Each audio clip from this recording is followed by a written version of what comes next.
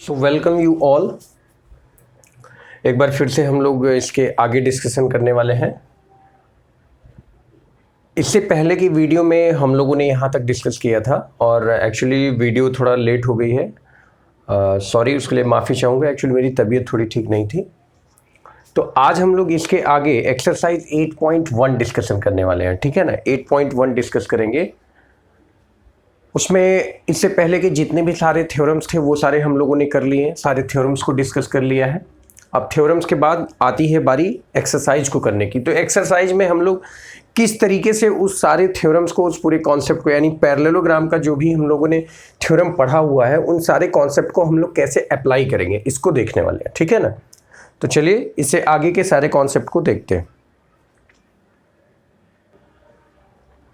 सो NCERT page number 146 पे आप question number 1 exercise 8.1 का है, उस पर ओपन करेंगे। क्वेश्चन दिया है find angles are in ratio, मतलब एक क्वाड्रिलेटरल है, उस क्वाड्रिलेटरल के जो एंगल का रेशियो है 3, 5, 9, 13।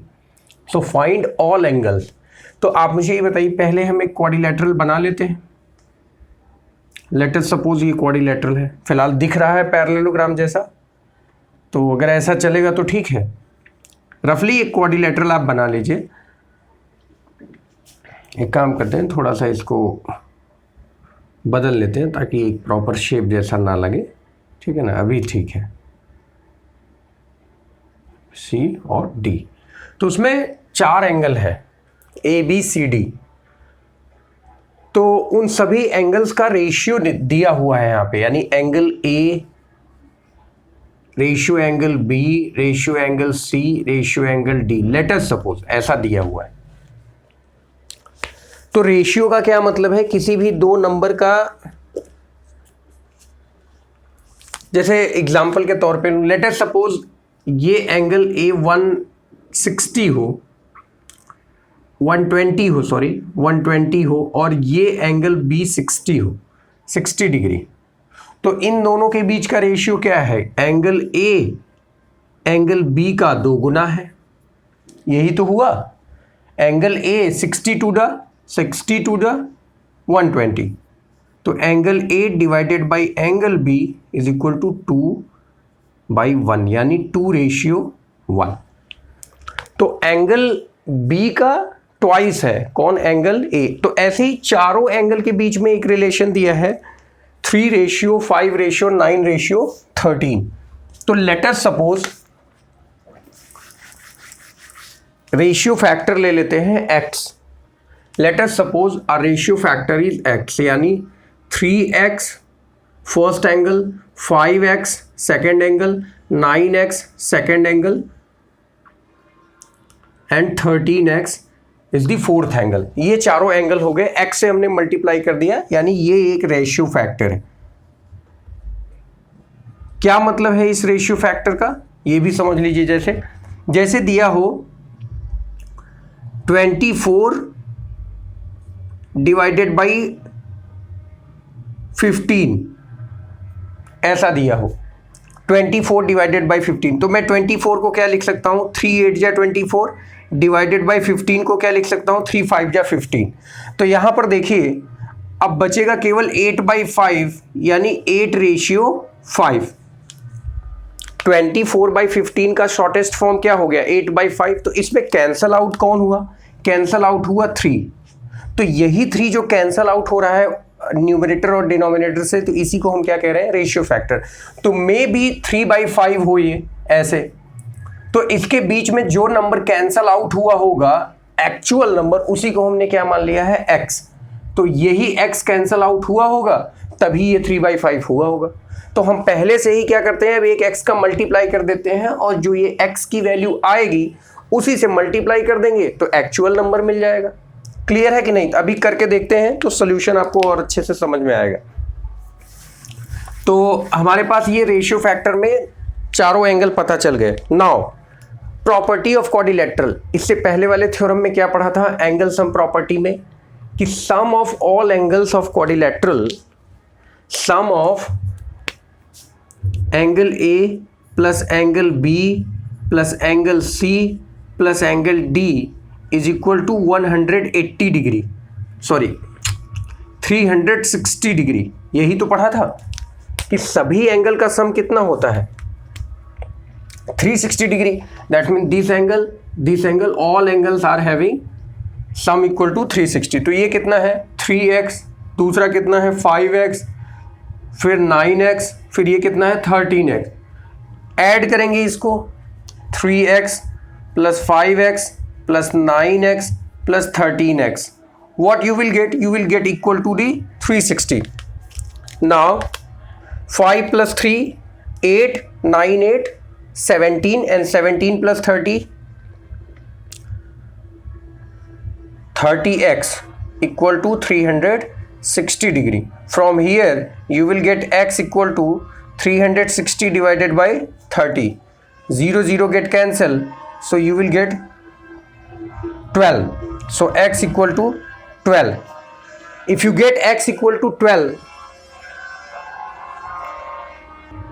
so if you are getting x equal to 12, then put this value here. What you will get? 3x. 3x means 3 into 12. What is angle? 36 degree. 5 into 12 कितना हो जाएगा 60 डिग्री। देखिए जो हमने रेशियो फैक्टर x एज्यूम किया था उसकी value कितनी आई है 12। तो अगर मैं 36/60 का रेशियो निकालूं तो एक्चुअल में आंसर कितना आएगा 3:5। तो इसका मतलब यहां पे रेशियो कौन कटा हुआ होगा, कौन सा कैंसिल हुआ होगा 12। ठीक है ना। अगला 9 into 12 108 डिग्री और 13 into 12 130, 13 दूना 26, 156 डिग्री आई थिंक। सही है ना। ओके तो सम ऑफ दीज ऑल एंगल्स कितना हो जाएगा 360 डिग्री। तो कौन सा थ्योरम लगा यहां पे, angle sum property, angle sum property लगा के इस क्वेश्चन को सॉल्व कर लिया। तो इजी क्वेश्चन था ये, क्वेश्चन नंबर 1। ठीक है ना। नाउ क्वेश्चन नंबर 2 क्या है, एनसीईआरटी आप ओपन करिए पेज नंबर 146 पे। देखिए इसमें कुछ क्वेश्चंस ऐसे हैं जो आपको मैं सॉल्व नहीं करवाऊंगा बल्कि हेल्प गाइड करूंगा कि आप इसको कैसे कर सकते हैं, क्योंकि हमने उससे रिलेटेड जितने भी थ्योरम्स थे सभी थ्योरम्स को मैंने क्या है 1 by 1 आप प्रीवियस वीडियो 5-6 वीडियो मैंने अपलोड किए हुए हैं उनको देखिएगा। कि क्वेश्चन नंबर 2 है, if the diagonals of parallelogram equal. क्या कह रहा है question, if the diagonals of parallelogram equal show that this is the rectangle. मतलब अगर एक पैरेललोग्राम है, मैं इस क्वेश्चन को रब कर रहा हूं फिर आपको बताता हूं। ये एक पैरेललोग्राम है, पैरेललोग्राम का मैं नेम रख देता हूं ABCD। हमें ये प्रूव करना है कि अगर इसके डायगोनल्स इक्वल हुए तो ये क्या कहलाएगा, एक रेक्टेंगल। तो एक काम करते हैं, पहले बगल में एक रेक्टेंगल बना ही लेते हैं, क्योंकि हम लोग को पता तो चले कि हमने जब रेक्टेंगल पढ़ा था तो उसकी प्रॉपर्टी क्या पढ़ी थी। ठीक है ना। तो रेक्टेंगल का भी नाम मैं यही रख रहा हूं ABCD। तो रेक्टेंगल के जो डायगोनल्स होते हैं बाय प्रॉपर्टी वो क्या होते हैं, इक्वल होते हैं। सॉरी ये थोड़ा सा इधर बन गया,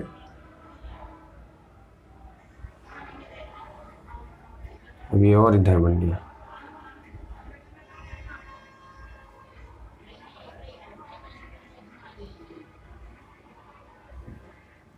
चलो तो ABCD ये क्या हो गया, एक रेक्टेंगल हो गया ABCD। तो इसके डायगोनल क्या होते हैं, इक्वल होते हैं रेक्टेंगल के। और पैरेललोग्राम में ऐसा दिख रहा है कि इक्वल नहीं है। हम ये प्रूव कर दें कि अगर पैरेललोग्राम के डायगोनल्स, ये दोनों डायगोनल्स इक्वल हो जाएं, मतलब ये इसके इक्वल हो जाए, तो ये क्या कहलाएगा, रेक्टेंगल। तो कैसे प्रूव कर सकते हैं, थ्योरम्स के बारे में सोचिए एक बार। तो एक्चुअल में मैं इसको सॉल्व कैसे करने वाला हूं, पहले आपको मैं एक अंडरस्टैंडिंग देता हूं कि क्वेश्चन पे समझना कैसे है। एक पैरेललोग्राम की पहले आप प्रॉपर्टी को रिकॉल करिए कि पैरेललोग्राम की प्रॉपर्टी क्या होती है, opposite sides are parallel and equal. That's mean AB is parallel to DC and equal. Okay, AD parallel to BC and equal. Okay, हम एक ऐसा रेक्टेंगल बनाते हैं, सॉरी हम एक ऐसा क्वाड्रिलेटरल बनाते हैं इसके साइड में, जिसका ये वाला साइड इसके पैरेलल हो और ये वाला साइड इसके पैरेलल हो। केवल एक कंडीशन बचती है, जो हमने इस साइड को क्या किया है, थोड़ा सा इंक्लाइंड बनाया है। तो हम एक काम करते हैं, इसको इंक्लाइंड ना बना के 90 डिग्री पर बनाते हैं। मतलब हम एक ऐसा पैरेललोग्राम, जैसे देखिए ऐसे समझने कोई, अभी ये पैरेललोग्राम किधर इंक्लाइंड है, इधर। क्या हम एक ऐसा पैरेललोग्राम बना सकते हैं जो इधर इंक्लाइंड हो? मैं इसी में डॉटेड लाइन से आपको समझाने की कोशिश कर रहा हूं, ध्यान से देखिएगा।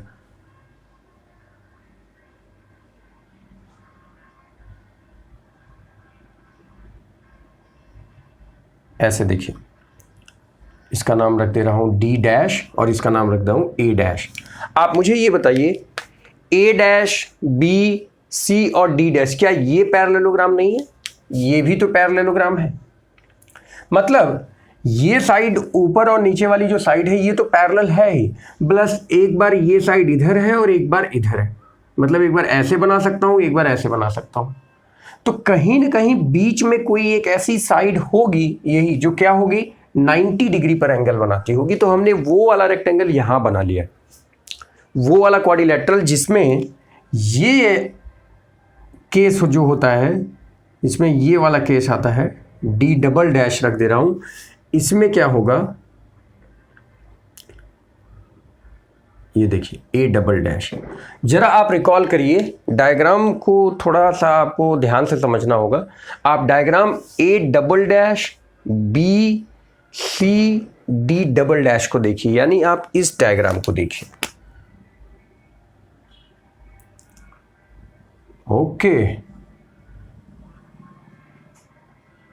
ये रेड वाला जो मैं मार्क कर रहा हूं, इसको देखिए। ऐसा करने पर क्या चेंजेस आएंगे? सभी एंगल क्या हो जाएंगे, 90 डिग्री। बहुत बढ़िया, all angles are going to be 90 degree. चलो ये काम एक हो गया। ये साइड इक्वल है इसके और ये साइड इक्वल है इसके।